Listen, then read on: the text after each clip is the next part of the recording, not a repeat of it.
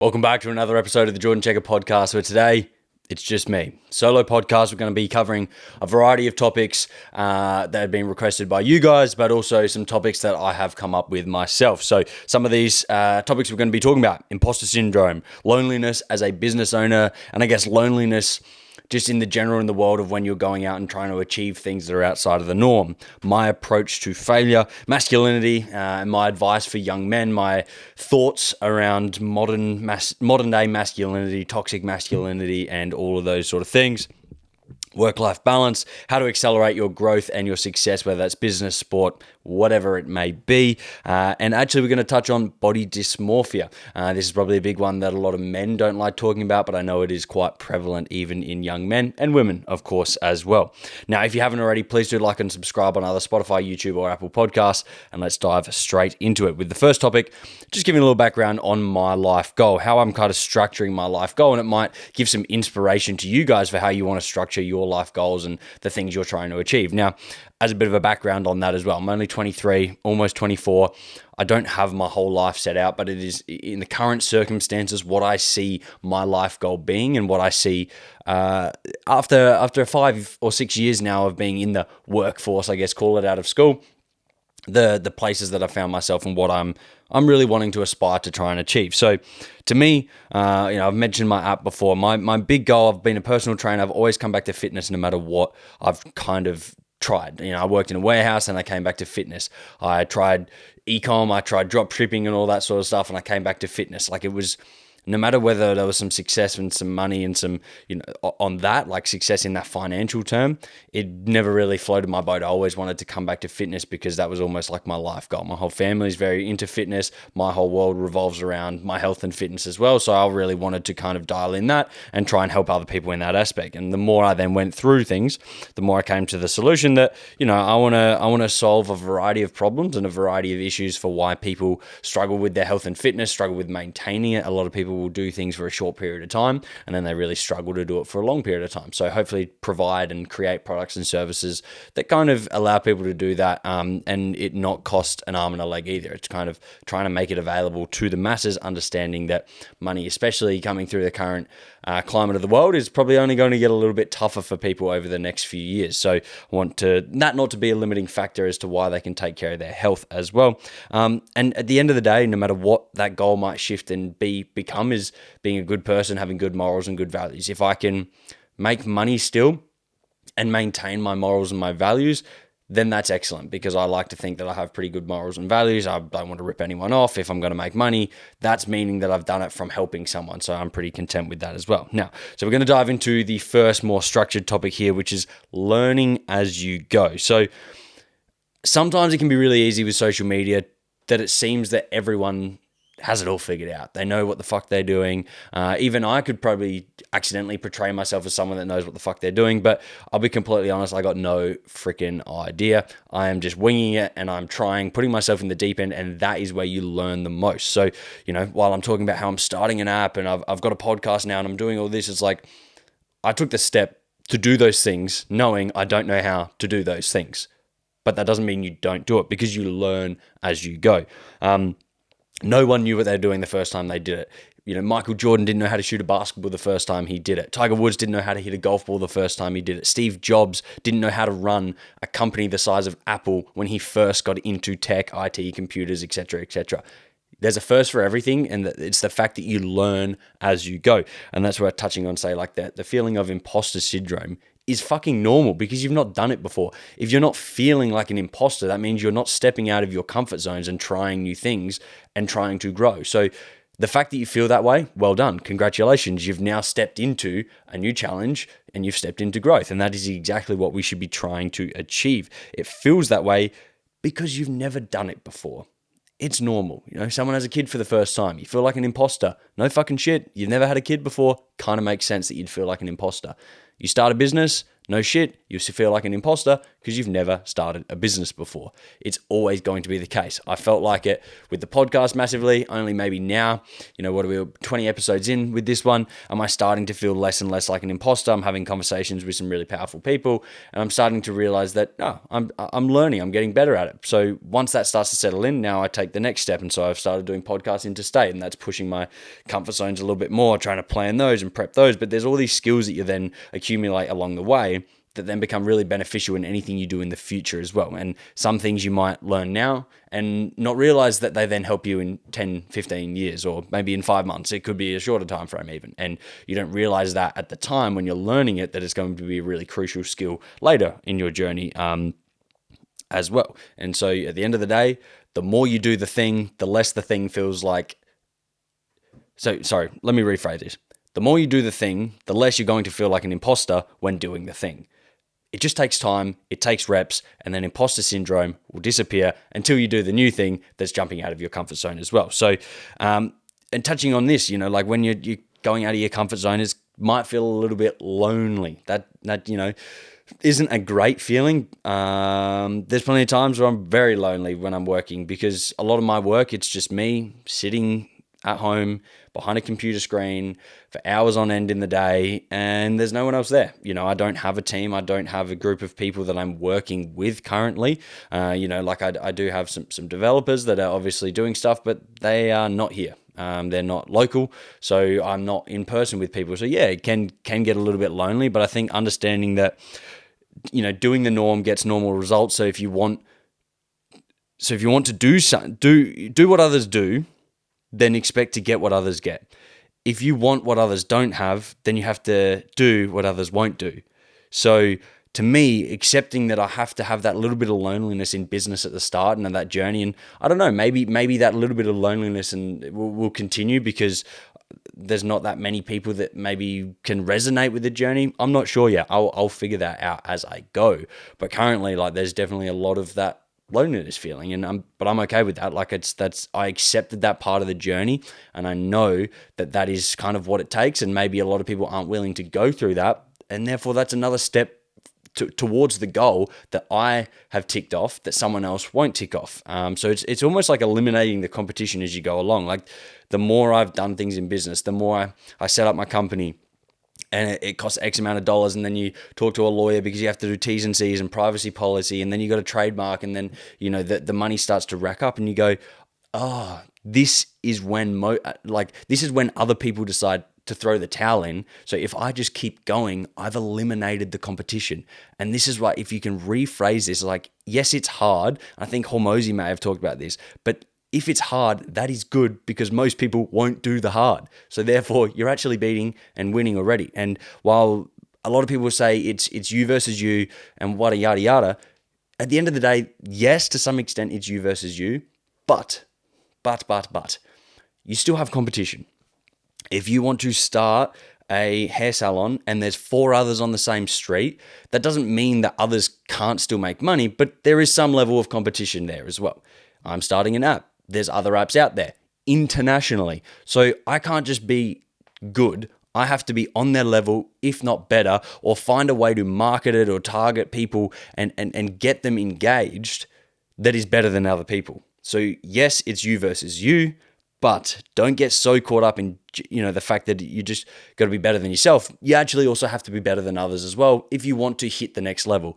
Michael Jordan couldn't just compete with himself, because he had to make the team.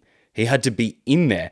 And that meant he had to be better than other people. So while it's you versus you in terms of every day, you're the only one that can make your skills better.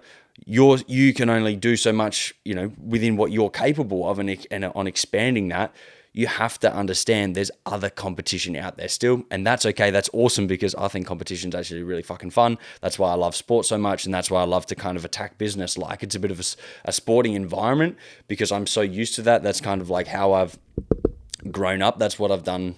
Sport was my whole life. So versing people, beating people, and someone can say that's unhealthy. I don't care. It's fun. I love it. And so it's totally fine. And at the end of the day, tracking back to the loneliness thing, is there's also a level of boredom there as well.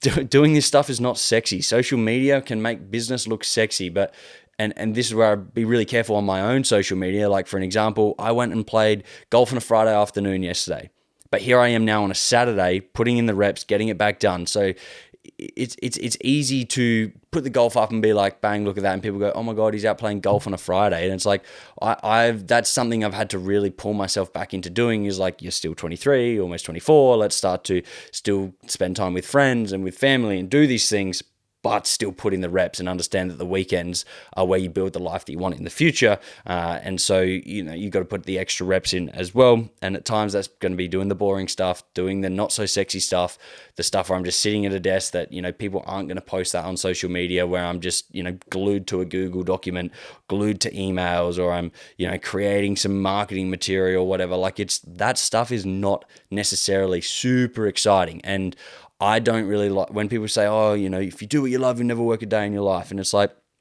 I don't think that's true. There's always things you don't like doing. And some days, I love the fucking gym, but some days I don't want to go to the gym, but I still do it because it's a part of my routine. But like, I think that advice is not great, because then people are going to run away as soon as they go, oh, if my work should be really enjoyable all the time because I really love this thing, but now it's starting to get to the stage where I don't enjoy it, and then they like run because they're worried that someone told them that, if you do what you love, you'll never work a day in your life. And I think that's terrible advice. Now, if you hate every day of your job, probably start to consider doing something else, but nothing's ever perfect. Nothing ever is good all the time. And that's why, happiness, quote unquote, shouldn't be the goal within a job. It should be more like content, enjoyment. You're nailing your morals and your values and all those sort of things as well. So just try and reframe that a little bit there, I think, is really important. Then when it comes to things like failure, I talked about this recently with Marcus in my last podcast, but I wanted to dive into it a little bit deeper. In my definition of failure is not, it's not the failure like I think most people see it, which is, I started this podcast, oh fuck, I got 1 view, or I started this business, oh fuck, I made no money. That's not failure. That's trying, and that's learning, and that type of failure is where you grow the most. That's really powerful. But true failure, it's going to sound a little bit cringe, is like never trying. Never, to me, is knowing I've been blessed with such an amazing opportunity. I live in Australia. It can't get much better than that. I went to an amazing school, got an amazing family, and I've got amazing friends. And I don't want to ruin that opportunity. I want to make the most of this opportunity. If I don't do that, to me, that's failure. If I don't try and do what I'm capable of, to me, that's failure. Maybe I don't do it, but I need to fucking try, because if I don't, that's failure. So I think reframing that is like, if you're trying and if you're doing things, you're going to fuck up, you're going to fail, quote unquote, but that's not true failure. True failure is never being in the ring in the first place. It's, the people that are in the stands screaming at you, oh, you fucking shanked that kick, or you shanked that throw to the wide receiver out on the right there, or you missed that free throw and we lost the game. It's like, those people standing on the outside, they're the failures. They're the ones that never even stepped into the ring to try. You're in the fucking ring. That's not failing. Give it your best shot. And if you make mistakes and if you lose along the way and, you have some setbacks, you're not failing. You're doing really well. So keep that up.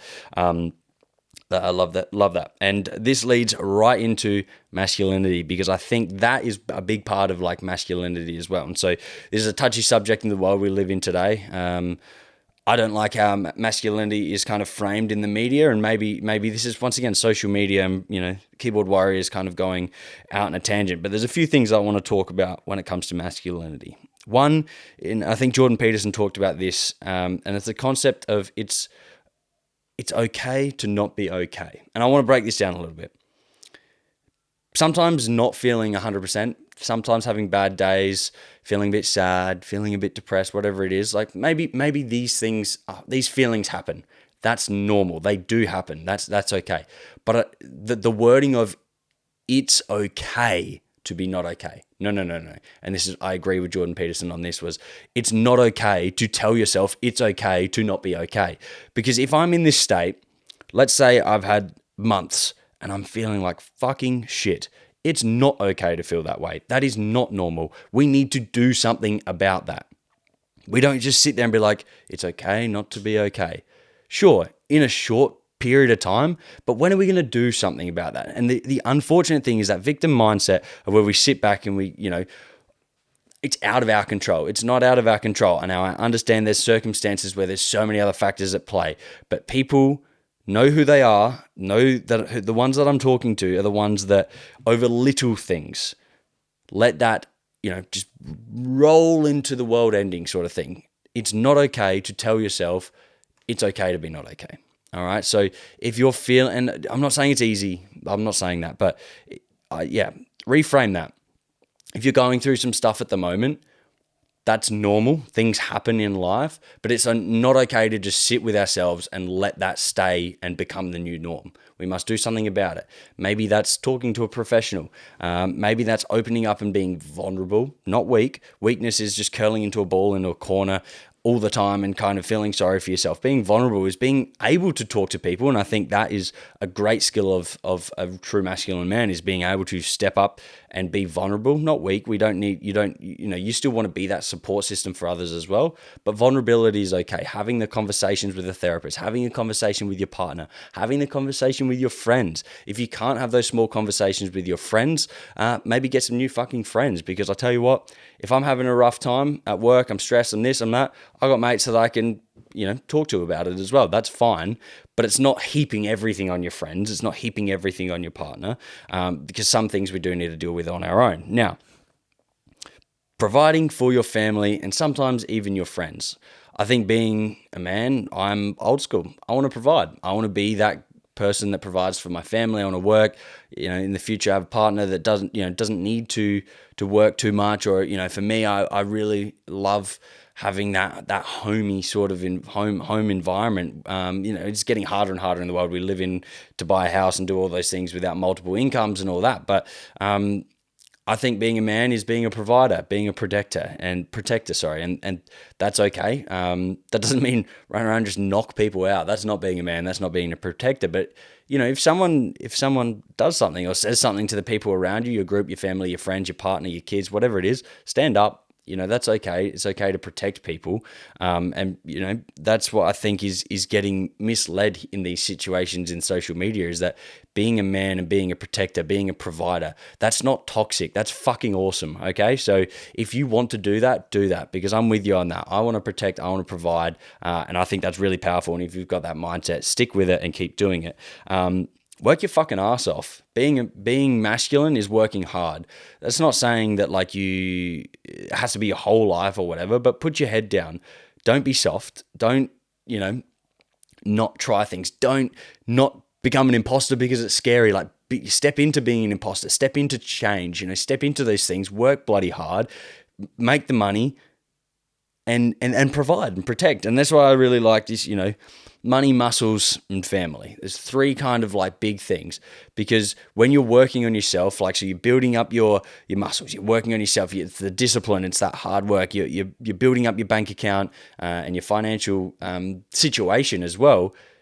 But that is also so you can protect and provide. It's not just so you can buy a new car, just so you can show off and whatever. Now, don't get me wrong. I fucking love cars. I want to get a Porsche GT3 RS. I want a Jeep Trackhawk, all these sort of things. So I love cars. I want a big house. I want all that. I want a swimming pool.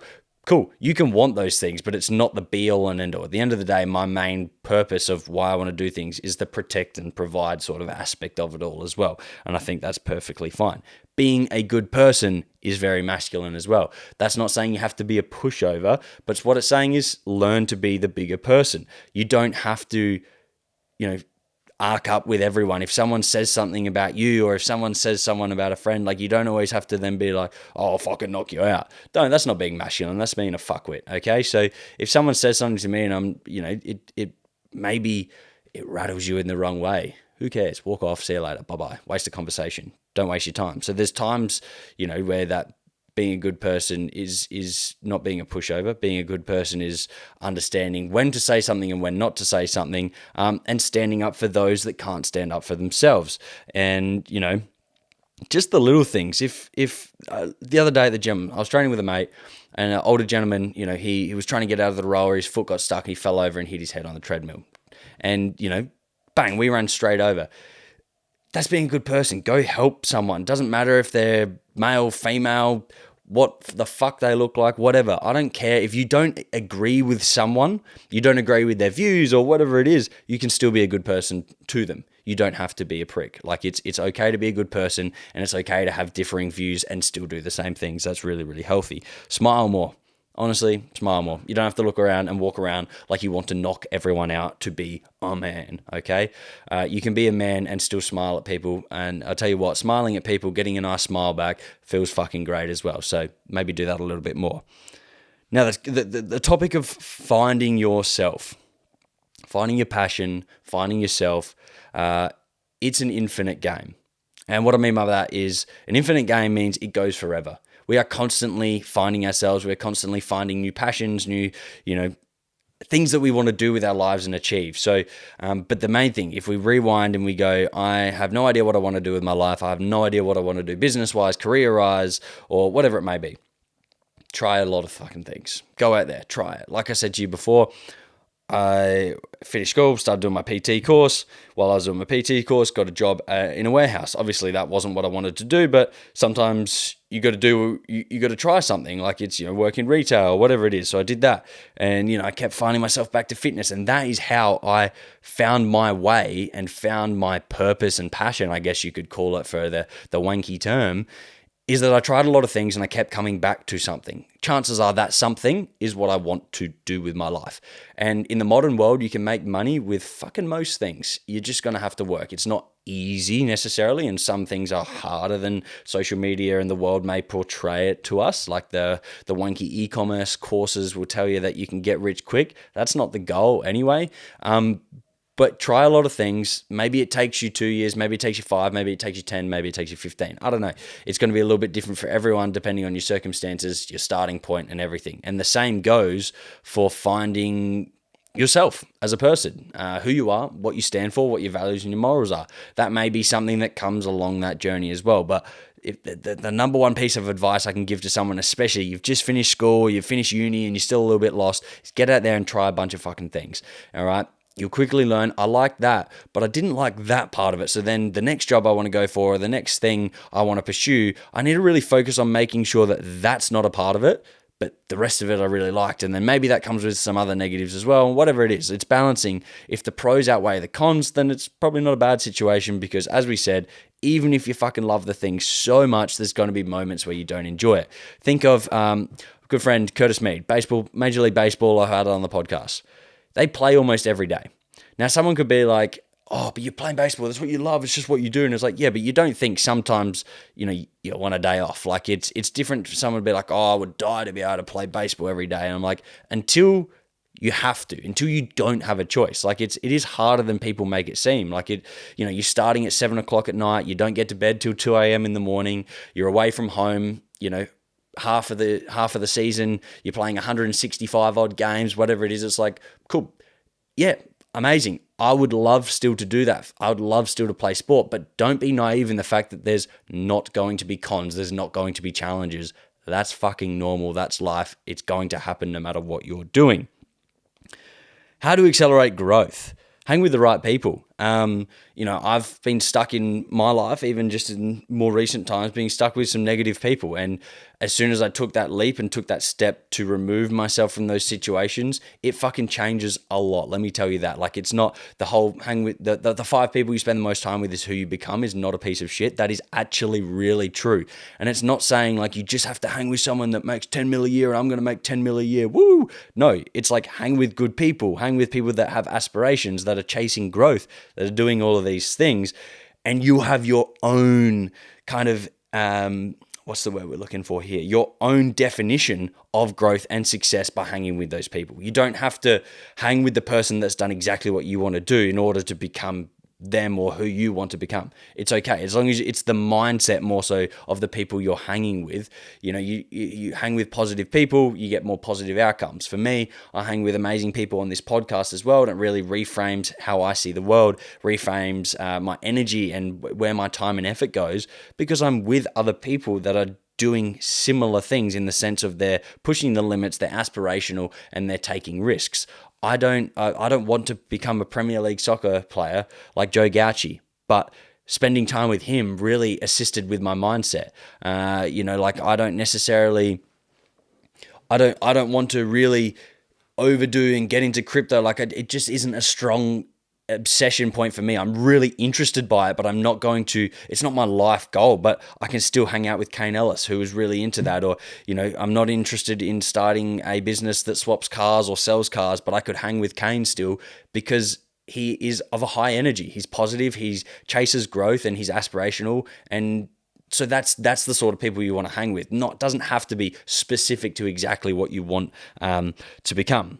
And so remember, I've said it before and I'll say it again. The top skills of the most successful people are not technical skills. They are mindset skills. It's the ability to take risk. It's the ability to walk into resistance, to accept that the other side of resistance is growth, and accept that the hard equals where you want to be. Like, you need to go through that hard stuff. And so the resilient person is the successful person, not someone that has these technical skills like editing videos or I hope this makes sense. It's what's up here in terms of the mind. All right. How powerful of a tool you can use that. It's not because you can make the best marketing campaign. It's not because you're good at Google SEO. It's not because you're, understand what the market even needs as a product. Because if you don't have the skills of resilience and getting through the struggles and taking action on that knowledge, it's pretty fucking useless anyway. So if you want to be really successful, focus on the mindset skills, not the technical skills. What do you think about work-life balance? This one is going to be an interesting topic. So work-life balance definitely exists, but it's different for everyone, I think. And so redefining or creating your own definition of what work-life balance is to you is probably going to change over time as well. It's playing that infinite game again. It's depending on what chapter of your life you're in as to what sort of like balance you have. For me, I've been on both ends of the spectrum. I think I've fucking balanced too much and I've gone too much life. I've gone way down that end, and I've done too much work where I, cut people out of my life, and I pretty much didn't see friends for a long period of time. And yeah, it was a pretty shit period of my, of life, because friends and family, what's the fucking point of doing it all if I can't spend some time with some friends and family and do the things that I love with them as well? So, define that for yourself. You don't have to do what some guru on the internet says. I'm not going to tell you that you should do 5 days a week, 2 hours on a Saturday morning, 2 hours on a Sunday, and then, that's work-life balance. I'm not going to tell you that you should do 14-hour days Monday to Saturday and take Sundays completely off, or you should work 8 hours every day and do nothing in the evenings. Define it for yourself. You might have kids. Depends when. Maybe, like for me, I went and played golf yesterday because that worked well for when my friend was free, but now I'm here working today. So I have that flexibility of my work-life balance. Define it yourself, but understand at the same time, like we said before, if you do the norm, you will get the norm. So you have to accept there will be an element of having a work-life balance that is different to the normal work-life balance, that is different to what most people do. But you'd also be quite surprised at how much the normal people still, like the norm, people still work quite a lot. People still get a lot done. So, not everyone's goal is to build a massive business. Some people's goal is to protect and provide and do what it takes in a job to be able to put food on the table, give good opportunities to their kids, and spend lots of time with them, have their weekends. And that's fucking awesome. I don't mind that. Like, who cares? If someone wants to do that, don't shit on them. It's their life, their goals.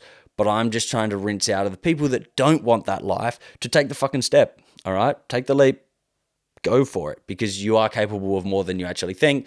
And a lot of the really hyper successful people are not that special. You should take inspiration from them, but they're nothing fucking special. They have just done way more reps than you have. So get to work, do the reps.